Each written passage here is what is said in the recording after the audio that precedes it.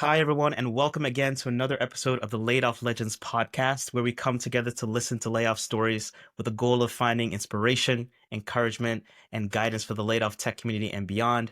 I'm your host, Leo, a former Microsoft principal PM that was laid off last October. I am delighted to host another episode today with another special guest who's making a tremendous amount of impact in not just her community and the country, but the world at large. Dr. Brook Choulet, welcome to the Layoff Legends podcast. Thank you. Thank you for having me. And I'm excited to be here and just this mission that you're hosting this show for. It's so exciting. Thank you so much for the time. And now, for those of you who aren't familiar with Dr. Brook's work, I would love to read a quick bio before we jump into the interview today. Dr. Brook Choulet, MD, the performance psychiatrist, is the founder and CEO of Choulet Performance Psychiatry, president of the Maricopa County Medical Society Foundation, and president of the American Board of Sports and Performance Psychiatry, of which she is one of the 7 founding members. With a focus on concierge performance psychiatry, Dr. Choulet guides professionals, athletes, and their families towards unparalleled mental health and performance optimization by offering bespoke mental health care services for both adolescent and adult patients. She holds a certificate of additional training in sports psychiatry from the International Society for Sports Psychiatry and is a preferred provider on the NBA's Players Association, the NFL Players Association, the United States Soccer Federation, the United States Olympic and Paralympic Committee, and the Major League Baseball Players Association mental health directories. Dr. Choulet's expertise has been pivotal in shaping mental health resilience in sports at its highest level, and she worked for 2 seasons as the team consultant psychiatrist for the NBA Phoenix Suns and the WNBA Phoenix Mercury. She's a regular contributor to Forbes Sports Money and is a Forbes Health Advisory Board member who reviews and consults on Forbes Health articles. She also contributes her expertise to the American Psychiatric Association's publications and Psychology Today's Sports and Performance Psychiatry column, as well as numerous local publications in Arizona, as part of her commitment to cultivating the mental health and well-being of her local community. And if that's not all, she was recently just awarded for the 2nd year in a row the top doctor in psychiatry in Phoenix Magazine's 2025 Top Doctor issue. Dr. Choulet, congratulations and welcome again. Thank you so much. I appreciate that warm introduction. I've been following you now and watching your impact in the Super Bowl and all these interviews that you've been having. And so my mental health game is up leveling. And so thank you. So this has been absolutely fantastic. Let's jump in. And so, of course, we have to draw this connection between your world and mine, Mhm. high performance athletic work and the laid off tech community. And there's some similarities here. And so this, I think, would love to begin here. So like athletes who are constantly innovating and competing and delivering under pressure, are there any common mental patterns that you see with elite athletes, and how similar are these psychological dynamics between these two worlds? Mhm. It's so similar, and that's why I set out to federally trademark the performance psychiatrist rather than the sports psychiatrist, because to me, performance lives in multiple domains. At work, we're all trying to be our best and function optimally and achieve peak performance, and same thing in the athletic community. And so many of the issues are the same, but in these different environments, which is really unique. And one, I mean, just talking about the transition from finishing in pro sports and the transitioning from finishing in the corporate world, like in a leadership role. That was so integral in your identity for so long. And then all of a sudden, it's like a train that comes to a screeching halt. And then it gives you this identity complex of like, well, who am I now? And that's the same whether you're retiring from pro sports or you're retiring from a large C suite position.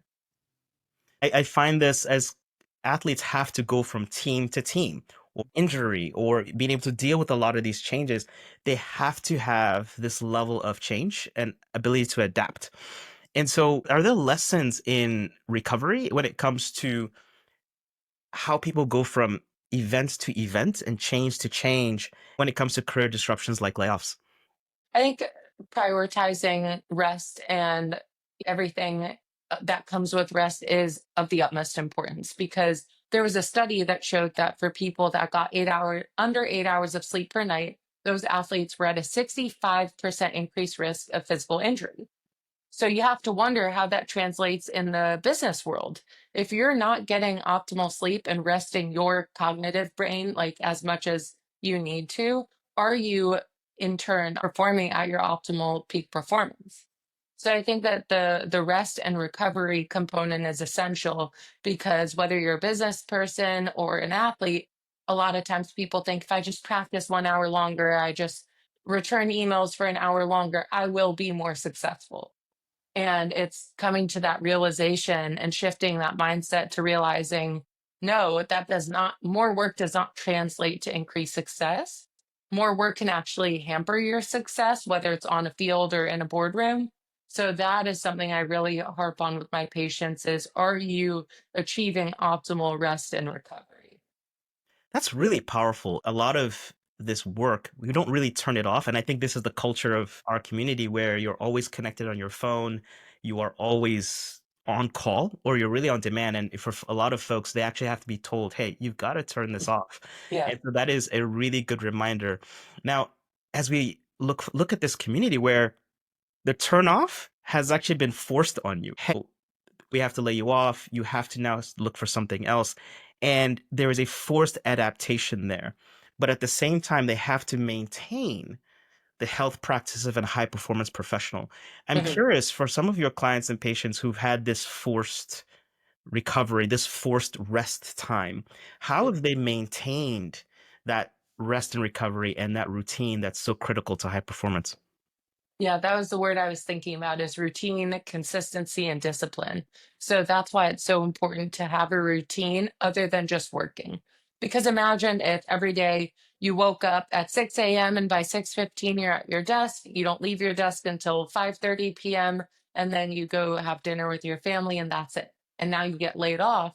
And it's like, oh my God, like what else do I have going for me in my day? So that's why I like to talk to people about building in protective factors before this even happens. There was a study that was just put out, or like a survey by, I think Yahoo reported it, about the amount of layoff anxiety. So before people are even getting fired, I think the stats were like 10 to 20% of people are willing to take a pay cut just to avoid getting laid off. And in my mind, this is operating from a position of fear. So if you're just fearing the unknown of the future, you're keeping yourself in this box and not able to achieve your potential. So by protective factors, I mean maybe you're working out in the morning, you're going for a walk first thing in the morning with your child or your dog, all these other things that are built into your day so that if that one kind of work thing is disrupted, your whole day doesn't fall apart. You still have other routines and practices that keep you disciplined. And then I love to talk to people about converting worries into action. So let's say you just got fired and you're like, oh my God, I have nothing to do all day. I just feel hopeless. So you just end up sitting around and watching Netflix. Well, you're letting that anxiety get the best of you by not converting that worry into action. Someone that's converting worry into action is saying, oh my God, I don't have a job. I have these bills coming at the end of the month. What are three things I can do today to start making money or to start looking for another job?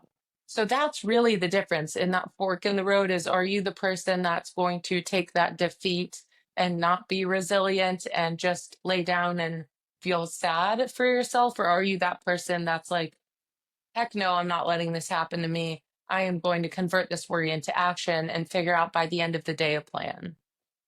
I love that kind of continuum there. I want to look at the field, for example. You've had a sports injury and you're actually forced. You can't go back on until this thing gets better, until you're cleared. What's going through the mind of an elite athlete at that time where it's like, okay, I've got to study the playbooks. I can't walk, but I'm on the team, but I need to get better. If not, I'm also at risk for being cut from the team because this isn't guaranteed if I don't heal up or I don't get better. What's Mhm. going through at that time to help them come back better and come back Mhm. stronger? It's all about mindset. And for anyone that's listening that doesn't know how this looks when an athlete gets injured, imagine that you're at a practice facility. And let's take the NBA, for example. Everyone shows up a few hours ahead of practice. They're all in the training room together, lifting weights. People are on the table getting physical therapy, might be getting massage, but it's that community. Everyone's together. Then at practice time, everyone goes out on the court and they're all practicing. Now imagine you're the one player on your team that got injured, and now while you watch all your teammates out on the court practicing, you're in the training room riding the bike, you're in the training room getting physical therapy. It creates a physical isolation, right? You're not even physically a part of the team. Maybe the team's about to leave for a road trip, but your rehab and recovery plan is you staying at the practice facility and working with the PT there. So now you're not even with the team. You're not seeing your teammates. So it's very easy to get down on yourself and get in this negative rabbit hole of negative self talk and negative thoughts. But the people that can work with a professional like myself or a psychologist to really build that resilience and build the mindset you were alluding to, which is, I'm going to come back bigger and better. I'm going to come back stronger. And I'm now preventing, hopefully, against further injury to the same spot. So it's really about mindset and how much are you letting that negative self-talk take over? But that first automatic thought for many people is, I'll never play again, or I'll never be as good again. And then you talk to people after a full rehab recovery, and they're like, wow, I actually play better than before sometimes. It's something that comes to mind where you have an injury and okay, you go heal on this injury, but then you come back. But then you're scared of putting your weight on that leg again. Or you're scared of like, oh man, can I do this again? Can I run this fast? Can I go into that motion because I was injured from that motion?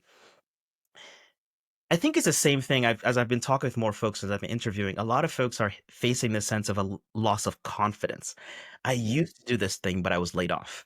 I used to present this way. I used to build these things this way, but now I was told, I can't do this anymore.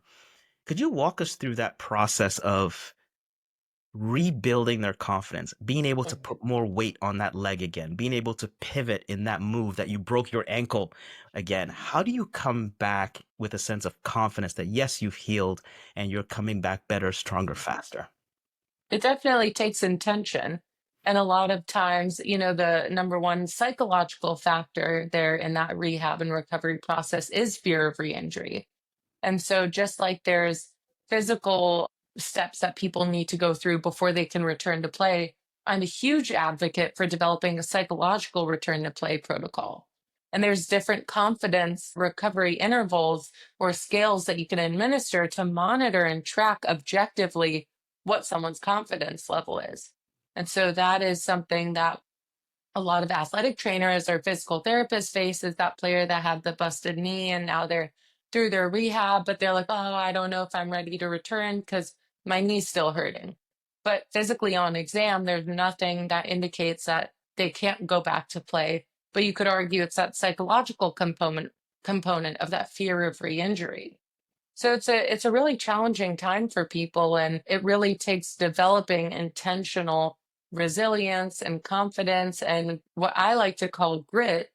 And grit is really that combination of passion plus perseverance. And so if people can strengthen their skill and have grit, then they can have a more successful return to play after an injury. Wow. How do you do that before the injury? It just seems like, how do you practice having a broken ankle or a hurt shoulder? It sounds very challenging to actually do it before it happens. But Yeah. what you're sharing is that you have to have those resources before it happens. Here is how folks start to develop that sense of resilience and to buttress themselves for when the time comes, they're prepared.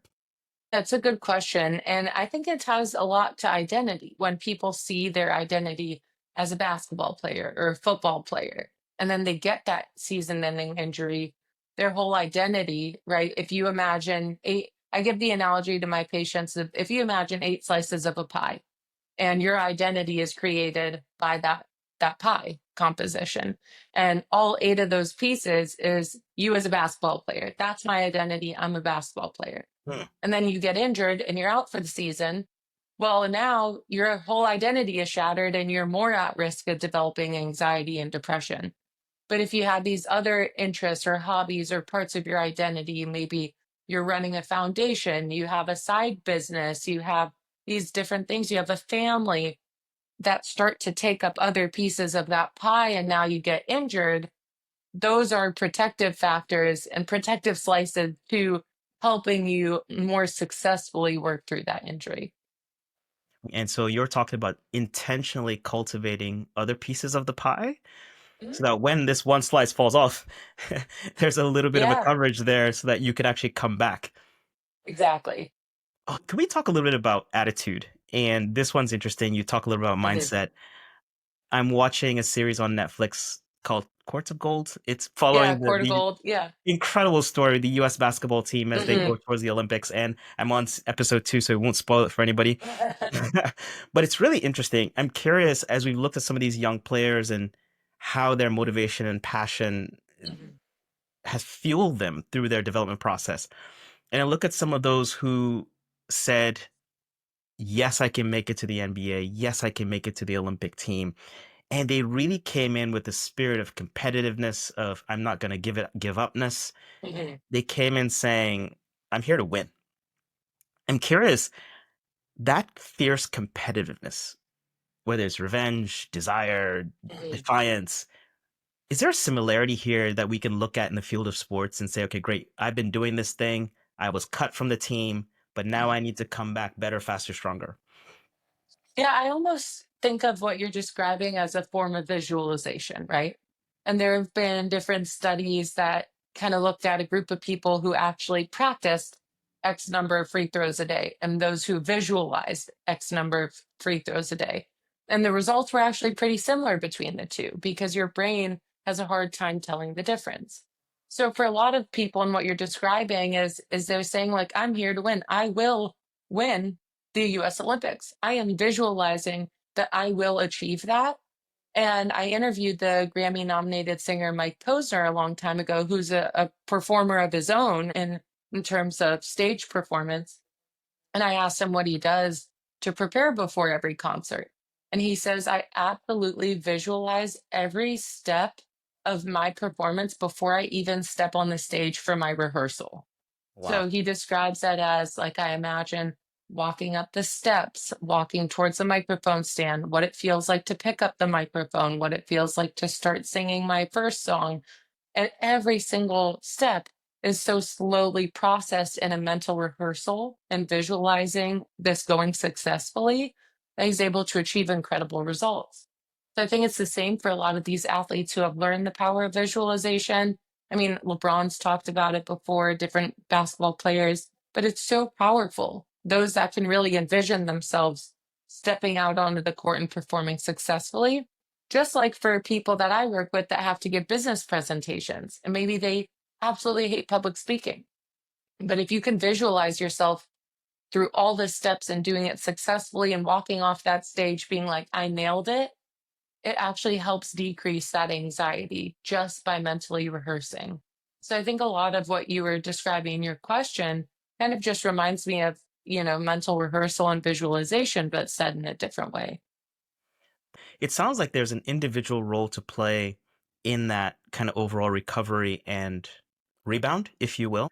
Can we talk about the role of the people around you and your community? It could be your closest friends, your closest family members, or your former colleagues or current folks that are going through the same thing. What's the role of those surrounding you when it comes to high performance and having a very strong comeback? It's so important. I'm even just thinking of personal examples. I finished medical school and finished residency, and in medical school you're basically trained to be an employee, go work for a hospital, go work for a private clinic, like go be a doctor and do that really well. And once you start to step outside of that, if you're surrounding yourself with people that are of the mindset of, well, you should be doing things this way, why are you doing that? And not really supporting you and driving innovative thinking, it can really hamper your ability to excel. So, whether this sounds like harsh or realistic, it's really important to surround yourself by people not that are just like building you up like your cheerleader. Oh, you're so amazing, you go. But the people that are driving innovation, asking you the hard questions. Oh, why are you making that decision? Really testing you and making you a better person, just like hopefully you're doing for them. So I've noticed through time that a lot of my own friends have changed over time just by trying to surround myself with people that I feel motivated by. And that doesn't mean that you need to have a partner that's doing the same thing. Like my husband's very happily hospital employed, but he always shows up as my cheerleader and someone that supports me and asks the hard questions and asks why I'm doing what I'm doing. So it's not to say that everyone needs to be just like you, no, but everyone needs to be positive and driving positive change for each other. So community is incredibly important. And I find that a lot of people that are, I call them energy vampires, where you just feel tired after hanging out with that person, I really just try to eliminate. That is so special, and it's something that's so real, especially as we think about either a comeback or even striving higher to different levels in life. There's a quote from Hormozy that comes to mind: "Surround yourself with people that are closest to Mhm. your proximity, or surrounded to people who are close to your passions, but surround yourself with people that are closest to your goals. Are they doing the things you want to do?" Right. And you that will just rub off on you from an energy, motivation, passion, and ultimate Mhm. connections, everything that will take you to where you want to go because you're around those people. Exactly. Yeah, it's incredible. There's some people I look back and they're exactly where they were 5 years ago. Like plenty happy, doing what they're doing, status quo. And there's nothing wrong with that. It's just not what I'm looking for. And so, last set of questions, your key message for audiences like this, high performers that have experienced a sudden career interruption, Mhm. what's your guidance for them again with all the experience you've had working with some of the top athletes in the world? Focus on your goal. Like what are you trying to achieve? It doesn't matter what your job is today, tomorrow, yesterday. What is your goal? What are you trying to achieve and how can you do that for yourself? Because the people that wait for someone else to give it to them or waiting for that job promotion or whatever it might be, you're delaying what it's taking to get to your goal. So a lot of people, when I ask them, this is my favorite question to ask those people that come in my office and they're running 500 plus employee companies and they're very successful. And I ask, well, what does success actually mean to you? And they kind of pause and they can't really answer. They give me like a number and that and then they're like, "Wait, I don't mean that." So I think first you have to ask yourself, how do you define success? Because if you don't know how you define it, what are you running around working towards and how are you going to get there?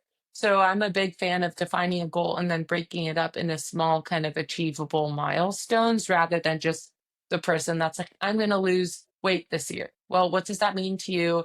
How many pounds are you losing? How are you going to do it? Are you going to the gym? Like all those nitty gritty things is what people in this space need to be asking themselves. Any key resources or things that you can point our audience to that they should start to do either on a daily basis or really they should start to internalize as they continue this journey? This sounds silly and it sounds kind of like meaningless, but I will say adding in 5 minutes of quiet meditation every morning. I had a CEO laugh at me and he's like, "I don't know what that's going to do for me." I'm like, "Just try it. You're really good at doing my homework. Just try it for 2 weeks." And he came back and he's like, "Okay, actually, I think that kind of worked. I feel better. I'm more emotionally regulated. I just feel like I'm thinking clear, making decisions more easily." So I'm all about tangible things. I'm not going to tell you go read 10 books because all of us are running out of time every day. But you can spend 5 minutes of extra time doing this. What are the benefits? What does that come back for you as? You mentioned some things like being centered. Mhm. People that are emotionally reactive at the workplace often get in trouble. So when something goes wrong or they are given some negative feedback, it's kind of like that WTF moment, and they're like kind of upset and like raging a little bit. But meditating will actually allow you to be more calm, quiet your what in meditation is called your monkey mind, which is when your mind's just racing and thinking about a million different things. It will improve your performance by giving you more thought clarity. Dr. Brooke, that was amazing. I love the link between this world that we actually, a lot of us don't see. We watch on TV. You are in Hmm. rooms with these high athletes, high performance folks, and then the link to our world, which is day to day building some of these products that the world uses and some of those things. So thank you for these insights. Folks, thank you for the time today. This has been so interesting. And then, of course, we're going to link all the information in the show notes and we'll pick up any more collateral that we have that we can provide for you all that you can use. Dr. Brooke, thank you for the time. It was such a pleasure having you on the Later Thank Legends you. podcast. And I'll plug this. Looking forward to having you come back again soon. Thank you so much. Have a great day. Thank you so much. Take care. Bye. Bye.